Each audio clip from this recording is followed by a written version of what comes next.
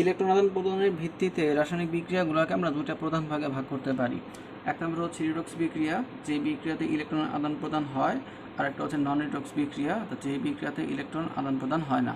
তো ইলেকট্রন আদান প্রদান হয় নাকি হয় না এটা বোঝার জন্য আমাদের যে জিনিসটা লাগবে সেটা হচ্ছে জারণ সংখ্যা।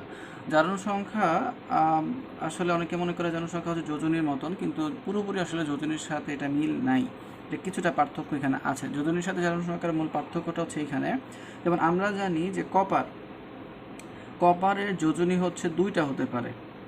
কপারের যোজনী কখনো হচ্ছে কোনো কোনো যোগে এক দেখায়, আবার কোনো কোনো যৌগের ক্ষেত্রে এটা যোজনী দুই প্রদর্শন করে। অর্থাৎ রাসায়নিক বিক্রিয়াতে কপার যখন যৌগ গঠন করে তখন সে হচ্ছে কখনো একটা ইলেকট্রন ত্যাগ করে, কখনো দুইটা ইলেকট্রন ত্যাগ করে। কিন্তু এখন যদি আমরা কপারের দুইটা যৌগ দেখি, যেমন এইটা হচ্ছে কপারের একটা যৌগ, এটা হচ্ছে কপারের আরও একটা যৌগ, দুটি কপারের অক্সাইড, কিন্তু আমাদের প্রথম যৌগতে কপারের যোজন হিসেবে কাজ করছে হচ্ছে গিয়ে 1, আর দ্বিতীয় যৌগতে কপারের যোজন হিসেবে কাজ করছে হচ্ছে গিয়ে 2। তো এই যে একটা যৌগ গঠন করার সময় কোনো একটা মৌল যে যোজনীকে ব্যবহার করে সেটাকে তখন বলা হবে হচ্ছে গিয়ে জারণ সংখ্যা। অর্থাৎ কপারের জারণ সংখ্যা হচ্ছে গিয়ে এই যৌগের মধ্যে 1 আর এই যৌগের মধ্যে 2। আর একটু পার্থক্য হচ্ছে জারণ সংখ্যার মধ্যে প্লাস মাইনাস বিষয়টাও আসবে। ধাতুর ক্ষেত্রে জারণ সংখ্যা প্লাস হয়, আর অধাতুর ক্ষেত্রে সাধারণত ঋণাত্মক বা মাইনাস হয়। যেহেতু কপার একটা ধাতু, এই জন্য এইখানে জারণ সংখ্যার মানের আগে প্লাস, এখানেও একটা প্লাস বসবে। এই হচ্ছে জারণ সংখ্যার সাথে যোজনীর মূল পার্থক্য। আসলে জারণ সংখ্যাটা যোজনীরই একটা আরেকটা রূপ, তবে এই জারণ সংখ্যাটা ব্যবহার করতে হয় শুধুমাত্র যৌগের জন্য। মৌলের ক্ষেত্রে জারণ সংখ্যার মান সবসময় 0, এবং এটা যৌগের উপর নির্ভর করে। যেমন কপারের জারণ সংখ্যা কত, এই প্রশ্নটা করলে এটা অর্থহীন। কপারের জারণ সংখ্যা হচ্ছে 0। যদি বলা হয় কপারের এই যৌগের জারণ সংখ্যা কত, তখন আমরা বলবো এই যৌগে কপারের জারণ সংখ্যা হচ্ছে +1, অথবা এই যৌগে কপারের জারণ সংখ্যা হচ্ছে +2। অর্থাৎ যৌগের উপর জারণ সংখ্যা মান নির্ভর করে, কিন্তু যোজনী নির্ভর করে মৌলের উপরে।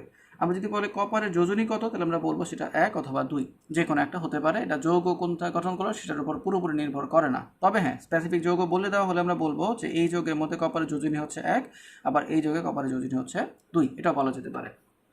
জারণ সংখ্যা নির্ণয় করতে গেলে আমাদের কিছু নিয়ম মনে রাখতে হবে। প্রথম নিয়ম হচ্ছে গিয়ে এটা সমস্ত মৌলের জন্য জারণ সংখ্যার মান সবসময় 0। যেমন H2 অথবা ম্যাগনেসিয়াম অথবা কপার অথবা N2 অথবা O2 বিক্রিয়ার মধ্যে যখন এই জাতীয় মৌলগুলো জারণ সংখ্যা বের করতে বলবে, আমরা চোখ বন্ধ করে এটাকে 0 বসায় দিব। এটা হচ্ছে তাদের ক্ষেত্রে নিয়ম।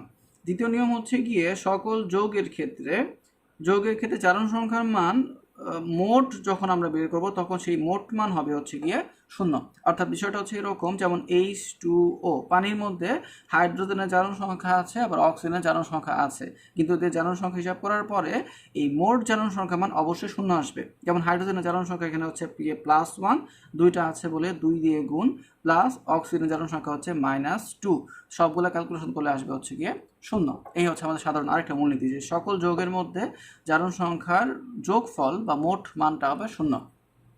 আর তৃতীয় অবস্থা হচ্ছে গিয়ে যৌগমূলকের ক্ষেত্রে, অর্থাৎ আয়ন বা চার্জের ক্ষেত্রে আমাদের জারণ সংখ্যার সবগুলো মানের যোগফল হবে হচ্ছে গিয়ে তার আয়ন অথবা চার্জের সমান। এটা হচ্ছে আমাদের তৃতীয় মূলনীতি। যেমন আমাদের যদি প্রশ্ন করে যে NO3-1 এইটার ক্ষেত্রে জারণ সংখ্যা আসলে কত হবে, সেই ক্ষেত্রে নিয়ম হচ্ছে এরকম, যে এখানে নাইট্রোজেনের জারণ সংখ্যার মান হচ্ছে গিয়ে আমাদের 5 কাজ করে। এখানে এটা আমরা আপাতত মুখস্থ বসাচ্ছি।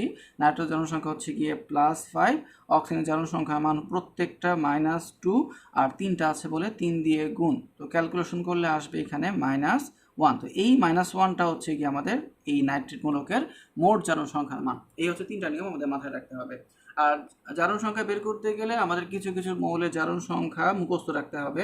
যেমন হাইড্রোজেনের জারণ সংখ্যা সকল বিক্রিয়াতে আমরা +1 ধরে ক্যালকুলেশন করব, যদিও এটা কোনো কোনো ক্ষেত্রে ব্যতিক্রম হতে পারে, সেটা বইয়ে উল্লেখ করা আছে। অক্সিজেনের জারণ সংখ্যা আমরা সকল বিক্রিয়াতে -2 হিসেবে ধরবো, সেটাও সবসময় এটা আমরা ইউজ করব, তবে এটা ব্যতিক্রম হতে পারে সুপার অক্সাইড বা পার অক্সাইডের ক্ষেত্রে।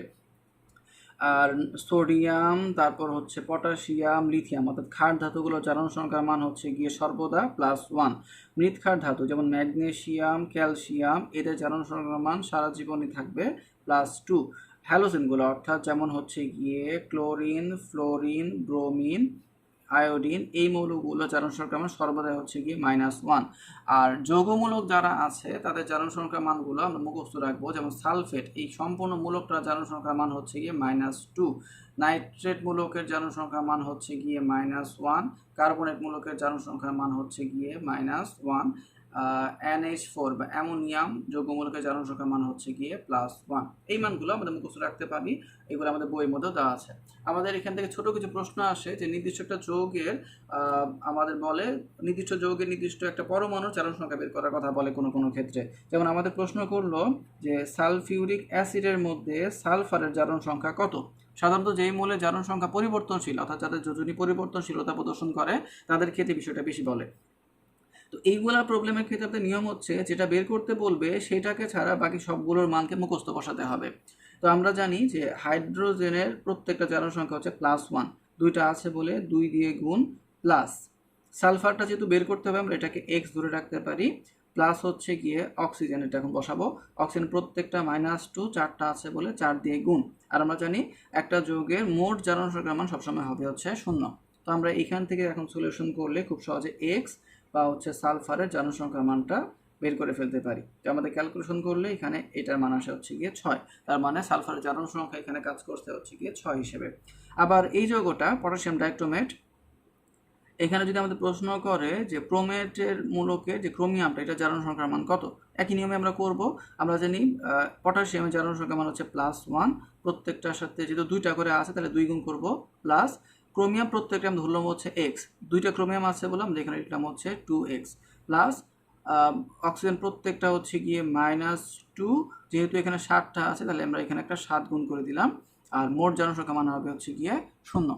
তো আমরা এখানে সবগুলো যদি ক্যালকুলেশন করি আমরা লিখতে পারি এখানে, তো এখানে সলিউশন করার পরে আমাদের মান আসে হচ্ছে +6। এখানে প্লাস অবশ্য উল্লেখ করলে হয়, না করলে সমস্যা নাই। তাহলে আমরা এইভাবে যে কোনো মৌলের যৌগের মধ্যে কোনো একটা মৌলের জারণ সংখ্যাগুলো বের করতে